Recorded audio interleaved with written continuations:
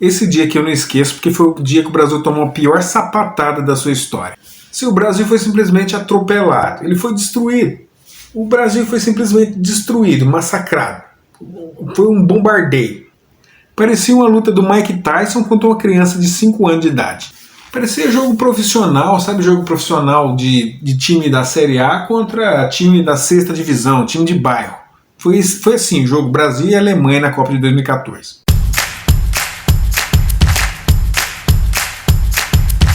Fala galera que curte meu canal, sejam todos bem-vindos. Eu sou o Vagnão e você está de volta aqui no Blá Blá Blog, que é o meu humilde vlogzinho aqui na internet. Então, cara, esse dia foi um dos piores dias da história do futebol brasileiro. O dia que a Alemanha simplesmente acabou com o Brasil. Cara, eu me lembro como se fosse ontem, não tem como esquecer. Esse é o tipo de coisa que não tem como você esquecer. É que nem ser violentado. É que nem ser assaltado. É uma coisa que fica na sua memória para sempre. Fica dentro da sua cabeça.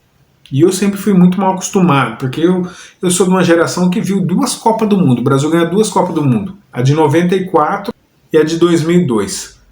A de 94 não tinha um time muito brilhante, muito genial, estava muito rachada, mas conseguiu, foi lá nos Estados Unidos e ganhou a Copa lá com maestria, nos pênaltis da Itália lá. No último pênalti o Baggio chutou para fora e o resto vocês já sabem. O Galvão Bueno fez aquela narração histórica dele lá.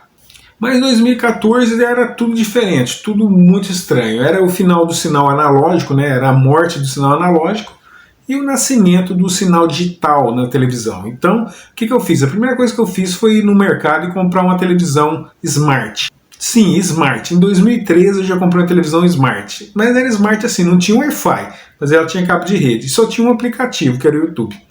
Não tinha mais aplicativo nenhum, não tinha mais nada. E depois de um ano, inspirou as atualizações e desapareceu as atualizações e tá lá, mas pode-se dizer que é Smart. E eu comprei para assistir essa Copa de 2014, né, de olho nas Copas das Confederações do ano anterior e a Copa do Mundo na sequência. E a Copa do Mundo foi aquele desastre, aquele desânimo. Tinha uma seleção extraordinária, uma seleção boa, jogadores excelentes, só que não virou. A seleção brasileira estava sem seu principal craque, né, o Neymar. O Neymar ele teve as costas arrebentadas lá pelo o jogador da Colômbia, lá, o Zúñiga, e ele ficou fora desse jogo. Aí nesse jogo o que acontece? Mineirão lotado, entupido, o Felipão mexeu no time para colocar o Bernard. Bernard, para quem não lembra, né, como muitos cancelados da seleção de 2014, Bernard ele foi cancelado também, ele desapareceu. Ele se afundou lá nos cafundó lá da Ucrânia, lá daqueles lugares lá, e desapareceu. Ninguém sabe mais dele, que fim deu lá.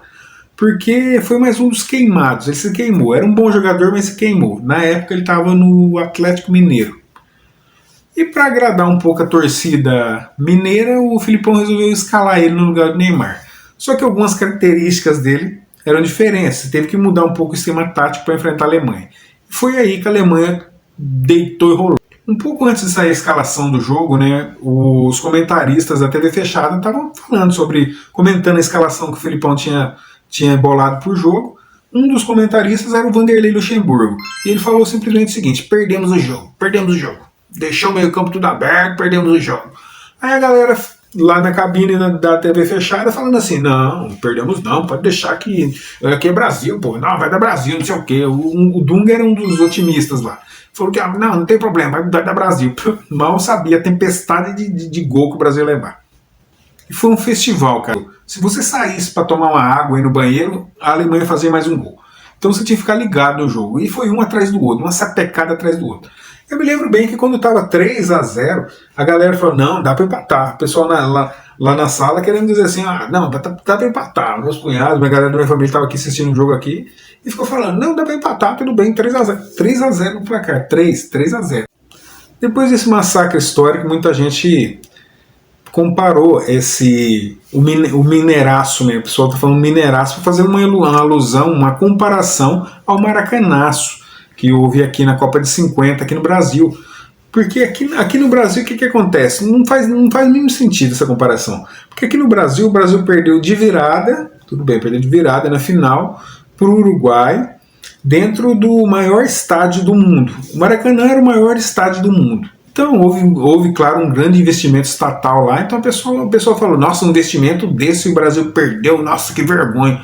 Mas você não se esquece que o Brasil chegou na final lá. Outra coisa que eu achei muito engraçado é o seguinte, a Alemanha chegou como quem não queria nada, né? Quem não queria nada. Com um time todo renovado, novas estrelas, novas caras. Lá tinha o Schürrle, tinha ali o Toni Kroos surgindo, tava lá também o Khedira, o Neuer também, o goleiro Neuer.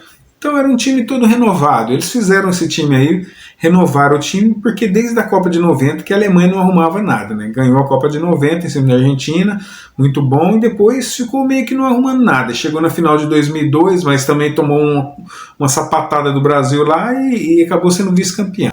Aí o que eles fizeram? Desembarcaram aqui no Brasil e foram lá para Bahia. Será que eles são besta? Eles foram lá para praias paradisíacas no sul da Bahia lá e instalaram uma base lá, fizeram uma base lá, investiram um dinheiro brutal lá para fazer os campos de treinamento, tudo lá, fizeram praticamente um resort lá voltado para o futebol. Mal sabe o povo que eles estavam lá formando jogadores para a própria liga deles. Então eles chegaram dando uma de bonzinho, tudo, e se enturmaram com o povo amou a Alemanha. Primeiramente que o uniforme principal deles é essa camisa branca, calção preto e meia branca. Não te lembra alguma coisa? Igualzinho o Corinthians, um dos maiores times do Brasil. O uniforme 2 deles era isso aqui, ó, vermelho e preto. Muito parecido com o Flamengo. Então o povo abraçou a Alemanha, amou os alemães. E os caras tinham um arsenal. Era Khedira, Miller, era o Lan, um timaço, verdadeiro timaço. Um dos motivos do fracasso colossal, galopante que o Brasil teve também é que naquela época o Brasil já sofria de uma espécie de neymarzismo. O pessoal já jogava em função do Neymar. Em função do Neymar, que era o principal craque. Até hoje ele é o principal craque da seleção brasileira. Então jogava tudo em função dele. E como ele se machucou nas quartas de final contra a Colômbia, isso aí gerou tipo uma incerteza nos caras, né? Uma incerteza. E também ninguém quis pegar muito protagonismo. O Brasil perdeu o jogo, mas a Alemanha em momento nenhum menosprezou o time do Brasil, não zoaram, sabe? Não ficaram dando balãozinho nem nada disso. Jogaram com muito profissionalismo, respeitando o time brasileiro. Na verdade, o que eu acho que faltou ali é o seguinte: depois do primeiro gol, do segundo gol, faltou alguma pessoa, algum jogador mais experiente dentro de campo para pegar essa bola, pôr embaixo do braço e apaziguar as coisas. O Brasil foi no calor da emoção, a torcida empurrando, e a Alemanha foi empurrando mais ainda. Aí a Alemanha foi fazendo 1, 2, 3, 4, 5, começou um atrás do outro e a gente começava a ficar perdido assim. Teve uma hora com 20 minutos do segundo tempo, a gente já tá falando, mas acaba logo esse jogo aí. Acaba logo essa humilhação aí, porque o Brasil já tá atropelado já. Até que o Oscar pegou e meteu um golzinho, né? Fez um golaço lá, e aí o time inteiro da Alemanha começou a brigar. Não era pra vocês terem deixado ele fazer um gol, não, tá bom? Não era pra vocês terem deixado ele fazer um gol, tem que jogar com mais seriedade também, ó, presta atenção aí, ó, marca direito aí. Isso porque tava 7-0. E essa sapatada grotesca que o Brasil tomou foi tão horrorosa que no segundo jogo na disputa do terceiro lugar, o Brasil pegou a Holanda. O Brasil tomou 3-0 da Holanda também, mas ninguém lembra, né? Porque, na verdade, a Copa do Mundo acabou ali. Acabou ali quando o Brasil tomou 7 gols da Alemanha, 7-1. Outro motivo desse desastre retumbante aí também, eu acredito ter sido o Filipão. O Filipão ele deve ter encarnado na cabeça dele que o Brasil ia ganhar simplesmente por osmose. Não, nós estamos aqui no nosso país, aqui, os astros estão ajudando, estão favorecendo. Né, primeira Copa no Brasil, depois daquele do Maracanaço lá, isso não vai acontecer mais, nós temos um time extraordinário, e piriri, pororó. E o Filipão ficou muito mais preocupado em fazer propaganda. O bicho fazia propaganda de hambúrguer, fazia propaganda de pneu, fazia propaganda de posto de gasolina, propaganda de tudo. Só o time que ele não soube treinar direito. Então isso daí acabou afundando um dos treinadores que vai ficar para a história, porque ganhou a Copa de 2002 lá. Ganhou a Copa de 2002, um dos heróis da Copa de 2002, que foi o Filipão. Para essa Copa aqui, ele foi mais um dos esquecidos, tanto que ficou um tempão sem treinar qualquer time, seleção, qualquer coisa. Agora que ele está voltando aí, como se nada tivesse acontecido. Mas se eu fosse dono de algum clube aí, se eu fosse de algum time, eu nunca mais ia contratar um cara. Como que você vai contratar um cara que conseguiu perder de 7-1 com a seleção brasileira dentro de casa na Copa do Mundo? Muitos desses jogadores aí que estiveram em campo nessa catástrofe aí, nunca mais foram convocados, nunca mais voltaram para a seleção brasileira. Alguns deles, que nem o caso do Dante, o zagueiro Dante, outro também o zagueiro O Davi Luiz também encerrou sua carreira ali. Eu aposto que perto da sua casa tem algum garoto aí que se chama Davi por conta do Davi Luiz. Ele deve ter na faixa de uns 10 anos já, nesse momento. Porque ele era uma febre, ele era um ídolo, né? Ele era um astro do Chelsea, né? Zagueirão do Chelsea, tinha ido até para a final do Mundial de 2012 contra o Corinthians, que o Chelsea perdeu. Porém, nessa Copa do Mundo aí, ele naufragou junto com todo mundo. Ele que foi um dos heróis desse campeonato, fazendo até gol de foto contra a Colômbia, jogou demais o campeonato. Foi um cara que foi meio que esquecido também da seleção. Outro cara que teve um final de carreira triste também foi o Júlio César, que ninguém nunca mais quis saber dele também. Grandes jogadores aí que poderiam servir a seleção por muitos anos foram estigmatizados por conta dessa derrota. E a seleção vem colhendo os maus frutos da péssima administração da CBF até hoje, né? Por conta disso daí. A seleção brasileira virou praticamente um balcão de comércio lá. Só chama gente, jogador desqualificado, jogador de time pequeno lá da Premier League. Ah, fulano de tal joga no Portsmouth, pode chamar ele.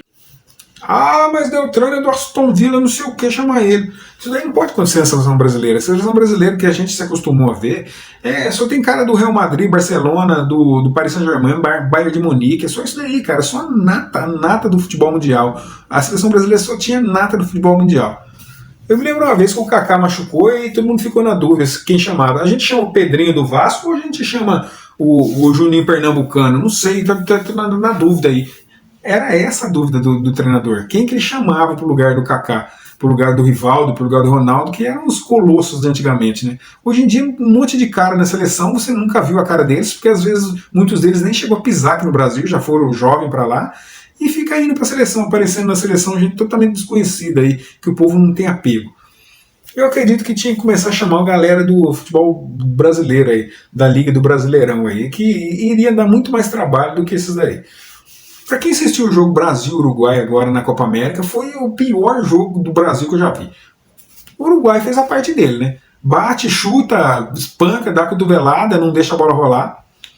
Da parte do Brasil, o Brasil totalmente submisso, não conseguindo fugir da marcação do Uruguai, sabe? E a arbitragem dessa Copa América aí tinha acontecido o seguinte. A Copa América, a próxima Copa América que tiver, o Brasil devia falar assim, ó, a gente não quer participar não, tá? A gente tá com a agenda muito cheia, não queremos ir. Porque se for para ir para passar vergonha, que nem foi essa última Copa América, é melhor não ir. Então o fraco Uruguai, fraquíssimo Uruguai, que perdeu para a Colômbia recentemente aí pela Copa América também, ficou jogando com a menos um tempão e o Brasil não conseguiu penetrar na defesa do Uruguai e matar o jogo lá contra o Uruguai e acabou sendo eliminado nos pênaltis. Aí na hora de bater o pênalti, os caras ciscando lá que nem um pombo no chão lá, em vez de acertar o gol e chutar que nem gente. Perderam o pênalti. Duvido que eles tenham treinado pênalti. Primeiro para bater pênalti, Militão. Coloca o zagueiro para chutar. Olha só que absurdo. Você vê que é um time que não tem personalidade. Então, o futebol já era, gente. Fica as memórias de antigamente aí, dos jogadores do passado, porque os de hoje aqui, simplesmente, já era. Mas fala aí pra mim, você lembra desse dia da derrota do Brasil? Essa derrota fulminante que o Brasil tomou aí? Deixa nos comentários onde você estava e o que você estava fazendo no dia. Muito obrigado a todos que assistiram esse vídeo até aqui. Não se esqueça, se inscreva no canal, ative o sininho, deixe seu like, mas principalmente, comenta que eu quero saber sua opinião sobre esse trágico assunto aí. Mais um beijo no seu coração, fica com Deus, tamo junto.